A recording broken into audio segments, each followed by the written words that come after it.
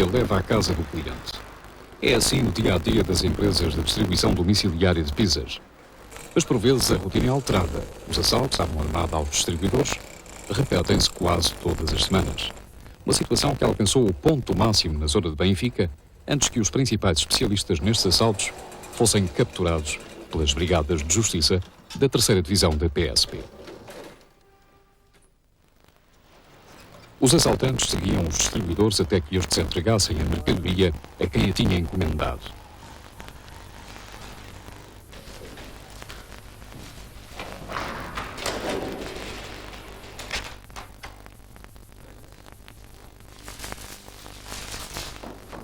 Aguardávamos à saída do elevador, onde, sob a ameaça da arma branca, roubavam o dinheiro das vendas.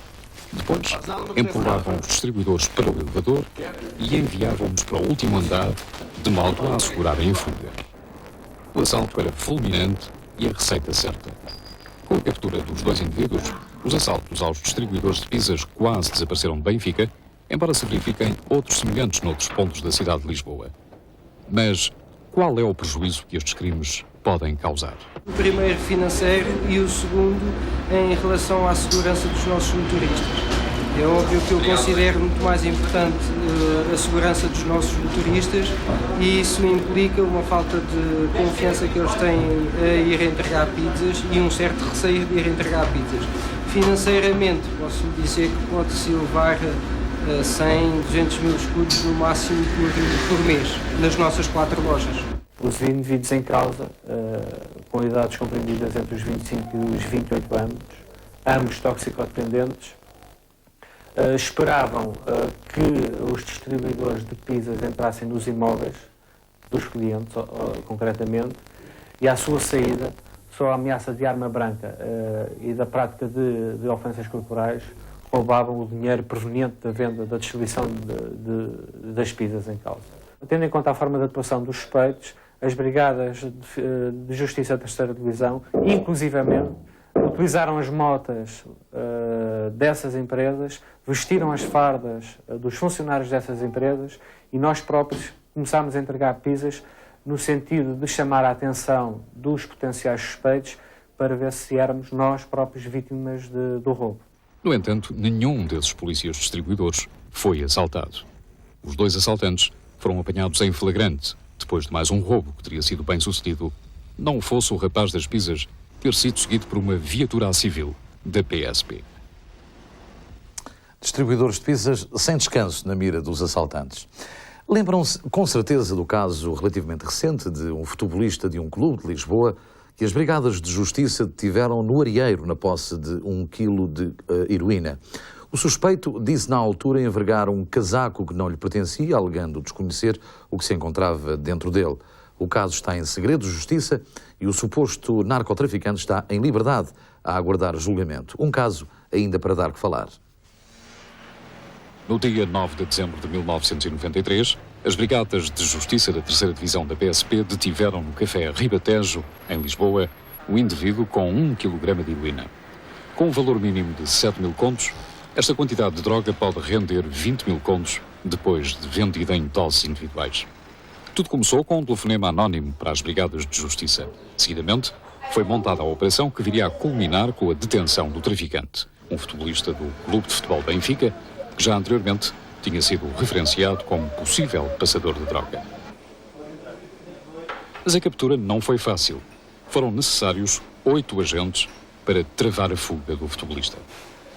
O traficante entrou no café Ribatejo e dirigiu-se para a casa de banho. Ao sair, foi abordado por agentes da PSP que se identificaram e que o mandaram ficar quieto. Polícia! Na sua violenta tentativa de fuga, largou o blusão onde viria a ser encontrada a droga e arrastou até fora do café os 4 policiais. Nada parecia poder parar o futebolista, nem mesmo as armas apontadas. Só o reforço de mais 4 agentes deteve o desportista. Com o traficante no chão, foi realizada a revista, sem ter sido encontrada qualquer droga na sua posse. No entanto, no blusão abandonado, no interior do café, foi encontrado um saco de plástico com 1 quilo de heroína.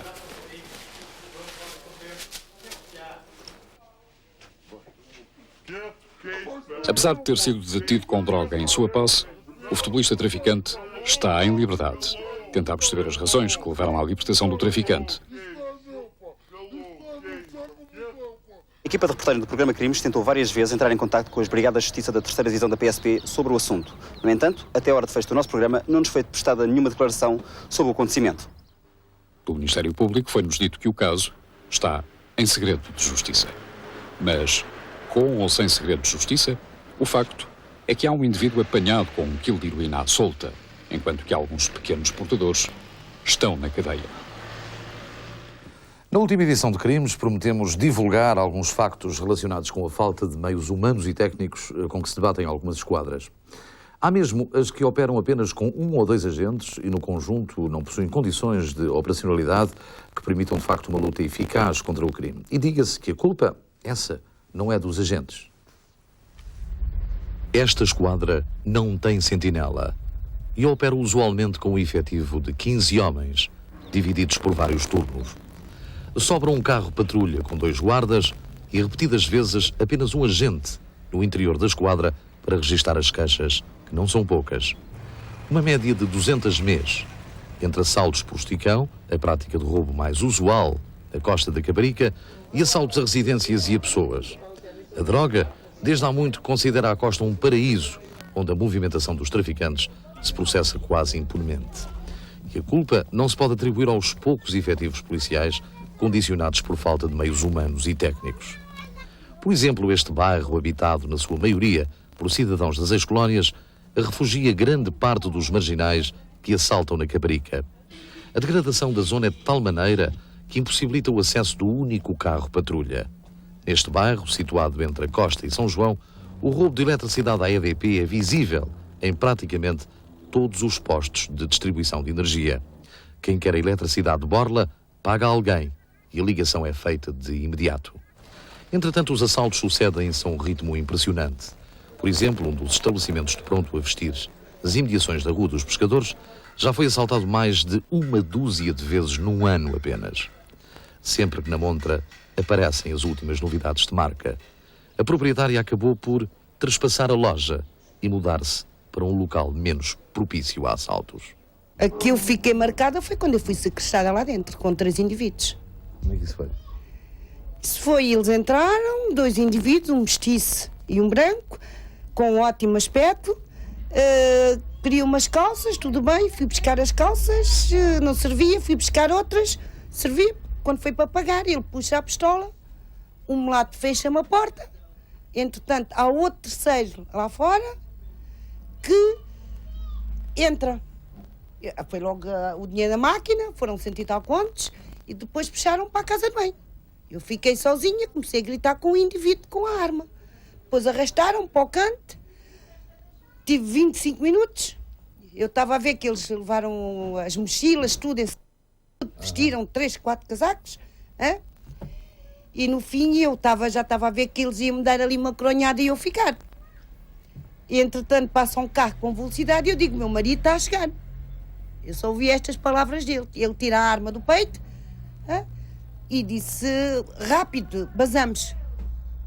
Entretanto, eles fugiram, foram-se embora e eu chamei a polícia, eles vieram, deram-me uma voltinha, puseram-me da esquadra e absolutamente mais nada. Quantas vezes é que já foi assaltada? E mais 10 vezes. Não tenho conta as vezes que fomos assaltadas.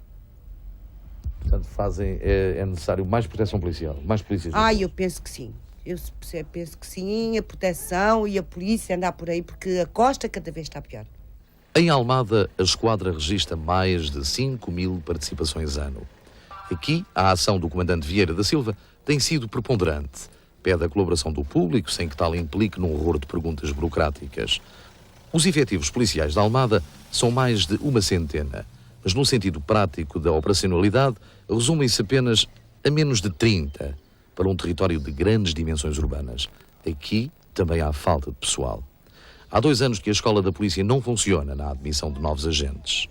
Resta a esperança do ministro Dias Loureiro e da sua promessa no recrutamento de 900 agentes por ano. Na ligação direta da falta de patrulhamento nas ruas está naturalmente o número crescente de roubos de automóveis. Muitos desses veículos acabam por aparecer, enquanto que outros são desmantelados e as suas peças vendidas por sucateiros sem escrúpulos. Mas há, infelizmente, uma outra modalidade de roubo de peças automóvel. Fazem-se por encomenda e destinam-se a clientes específicos. Os ladrões são também em si especialistas em peças de determinadas marcas que roubam dos automóveis estacionados na via pública. É um negócio da China. As Brigadas de Justiça da PSP da Amadora detiveram na última semana de fevereiro um verdadeiro especialista em peças de Fiat Uno, que conseguiu armazenar na sua própria casa material roubado no valor de 5.000 contos. Pneus, jantes, bancos, faróis, autorrádios fazem parte do material furtado desde o passado verão por um indivíduo de 22 anos que também não rejeitava outros objetos igualmente roubados, desde computadores a rádios, martelos pneumáticos, extintores e matrículas de automóveis. O especialista reside na Azinhaga dos Besouros, um bairro de barracas e casas clandestinas, onde o tráfico de droga é um hábito enraizado. Depois de detido pelas autoridades, o autor dos furtos foi interrogado por um juiz do Tribunal de Instrução Criminal que o colocou em liberdade provisória, enquanto decorre o processo judicial. As vítimas é que não ficaram nada tranquilas com a decisão do tribunal, tanto mais que temem voltar a ser roubadas pela mesma pessoa. Lesados foram também vários postos de abastecimento, pois o jovem revelou-se um perito em conseguir gasolina sem nada pagar. Para tal, colocava uma chapa de matrícula roubada na viatura, depois, com toda a descontração, atestava o depósito, passava sem pagar e arrancava a grande velocidade.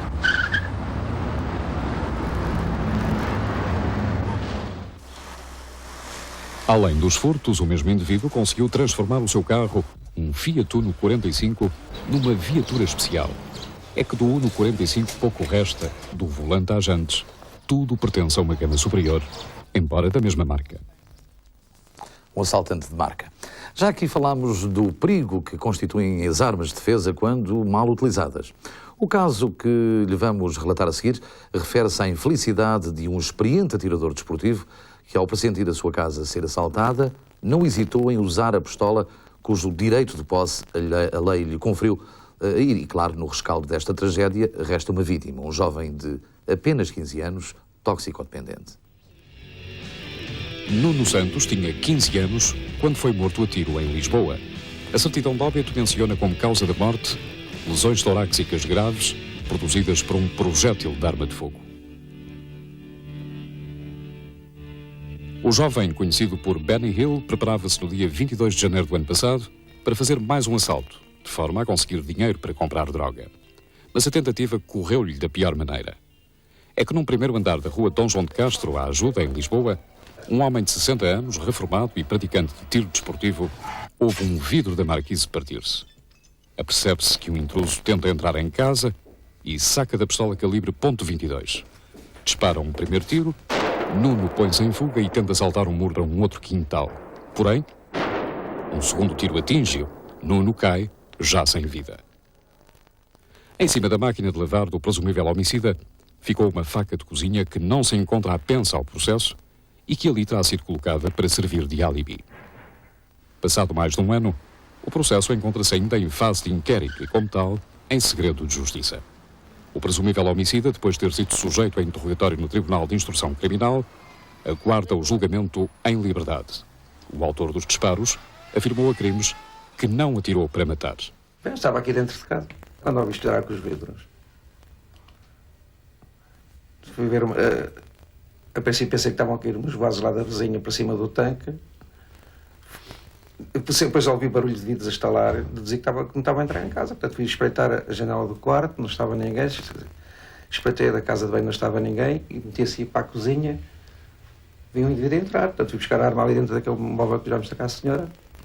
E enfim, tirei com 2 tiros para baixo. Vou assustar, eu queria ver fora de casa. Nuno tinha cadastro na polícia pela prática de vários assaltos. Esteve detido por diversas vezes na esquadra do Calvário, em Lisboa. No entanto, como era menor, os períodos de detenção não passavam de algumas horas. Depois, voltava tudo ao mesmo. A família da vítima assume a vida marginal levada pelo Nuno, mas sente-se revoltada com o que aconteceu e lamenta que a possibilidade de internar o jovem só tenha chegado um mês depois da sua morte.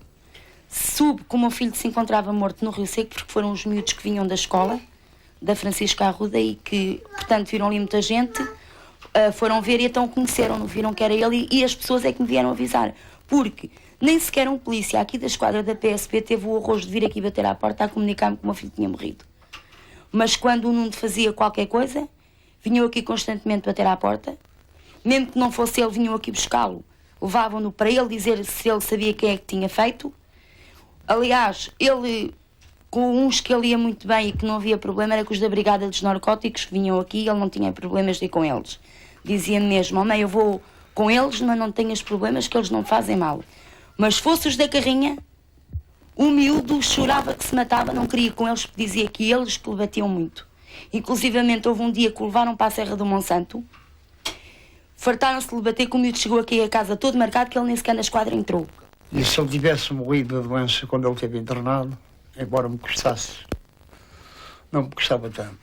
Mas desta maneira, foi uma maneira muito cruel, muito selvagem, que eu propriamente digo, minha senhora, eu se tivesse uma arma na minha mão... Também os vizinhos do Casalinho da Ajuda e os amigos do bairro 2 de Maio falam do Nuno sem esconder o seu lado errado, marcado por repetidos assaltos e por um dia-a-dia em que a droga falava sempre mais alto. E, tal como a família, reclamam justiça. A revolta é esta, porque é que não sou um julgamento de uma pessoa dessas que já se devia ter dado e a pessoa tem que ser mesmo condenada, porque ele é um garoto. Já o conheço desde Santa Mar, ainda ele não andava metido no vício da droga nem nada. Mas ele começou-se a meter no vício da droga, mas ele sempre nunca desprezou os amigos nem nada. Ele, pronto, roubasse o que roubasse, era sempre quase em dinheiro, não era assim valores de casas nem nada, era só dinheiro. E depois era para dividir com os amigos. Onde ele morava do Casalinho, trazia os miúdos todos para o Aquapark. Quando ele fosse para a Feira Popular, para todo lado, dava aos amigos, ele pagava tudo. Era tudo. E depois ele chegou a ter, por exemplo, às vezes bastante dinheiro com ele. Ia para o casal, ia para qualquer lado e dividia o dinheiro com os amigos que estavam a ressacar. Ao meu filho chamavam ladrão e ele foi um assassino. E o meu filho, ao fim e ao cabo, era uma criança. E desta forma terminamos mais uma edição de Crimes. Em nome de toda a equipa, aceito os nossos votos de uma muito boa noite e...